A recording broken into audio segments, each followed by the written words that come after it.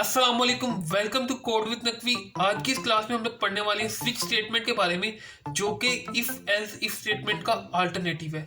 और बहुत दफ़ा पेपर्स में अगर आप पीएचपी को यूनिवर्सिटी के लिए पढ़े हैं तो बहुत दफ़ा पेपर में आने वाली है, और अगर आप इंटरव्यू के लिए पढ़े हैं तो इंटरव्यू में कई दफ़ा पूछा जाने वाला सवाल जो है स्विच स्टेटमेंट के बारे में।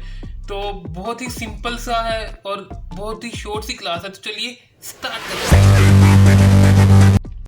तो जी, इससे लास्ट वाली क्लास में हम लोगों ने देखा था कि इफ एल्स इफ को डिसीजन स्टेटमेंट को कैसे इस्तेमाल करते हैं। और आज की इस क्लास में हम लोग देखने वाले हैं कि स्विच स्टेटमेंट को कैसे यूज़ करते हैं। तो स्विच स्टेटमेंट होता है क्या? स्विच स्टेटमेंट असल में इफ एल्स इफ का अल्टरनेटिव होता है। मैं अगर बात करूं इफ एल्स इफ की, तो इसकी जगह मैं स्विच स्टेटमेंट को भी यूज़ कर सकता हूं।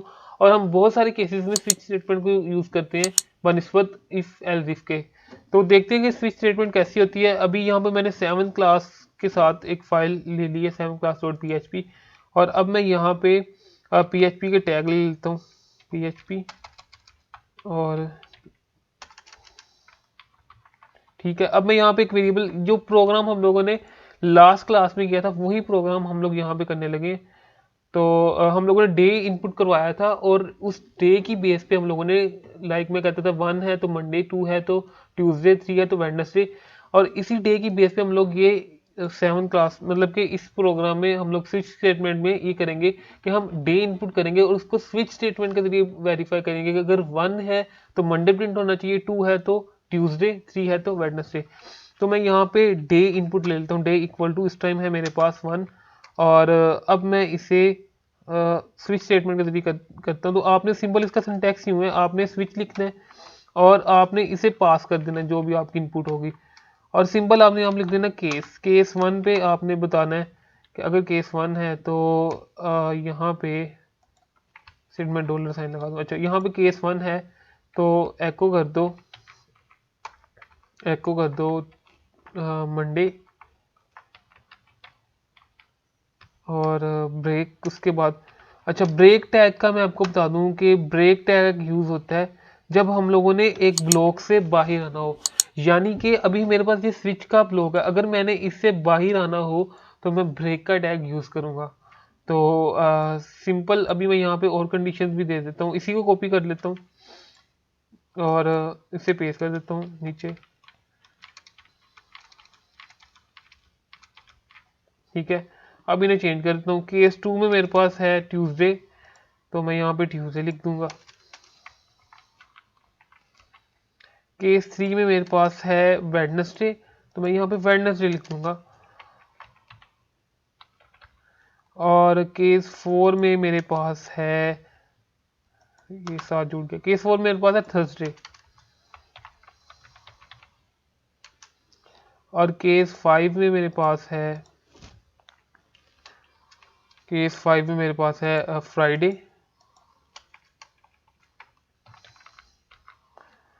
और केस 6 में मेरे पास है सैटरडे।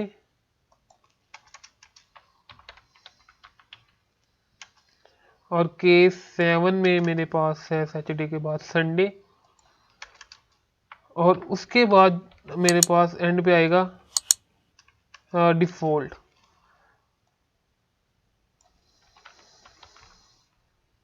डिफ़ॉल्ट पे मैं लिख दूंगा जिस तरह मैंने वहाँ पे एल्स में लिखा था इनवैलिड डे, मैं यहाँ पे लिख दूंगा इनवैलिड डे। डिफ़ॉल्ट यहाँ पे काम कर रहा है उस एल्स का जो मैंने यहाँ पे यूज़ किया हुआ था, ये देखें, ये लास्ट पे। तो जब कोई कंडीशन ही ट्रू होगी तो फिर ये वाली कंडीशन चलेगी। इसी तरह अगर कोई केस मैच नहीं होगा तो डिफ़ॉल्ट केस चलेगा, और वो है इनवैलिड डे। तो ब्रेक का मैंने बता दिया कि जब भी हम लोगों ने ब्लॉक से बाहर आना हो, अब ये ब्लॉक है, ये वाला, ये जो 2 ब्रैकेट्स है ना, इनको हम ब्लॉक कहते हैं। और अगर मैं यहाँ पे ज़्यादा ब्रैकेट्स लगा दूंगा तो वो ज़्यादा ब्लॉक बन जाएंगे। तो जब हम लोगों ने एक ब्लॉक को ब्रेक करना हो, एक ब्लॉक को तोड़ना हो, तो हम लोग ब्रेक स्टेटमेंट का यूज़ करेंगे। तो अभी सिंपल मेरे पास डे 1 है, मैं इसकी आउटपुट आपको चला के दिखाऊँ तो यहाँ पे मैंने 7 क्लास लिखी हुई है, 7 क्लास ही। अच्छा, इसे मैं करता हूँ तो आज का डे जो आ रहा है वो क्या आ रहा है, मंडे आ रहा है। ये देखें, डे 1 पे मंडे, अगर मैं इसे चेंज करता हूँ 7 करता हूँ तो ये चेंज होकर संडे हो जाएगा, संडे हो चुका है।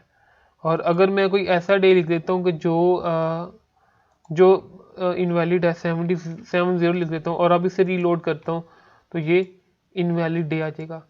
तो बिल्कुल सिमिलर है इफ़ एल्स इफ के, बस सिंटैक्स का चेंज है, लिखने का तरीका चेंज है।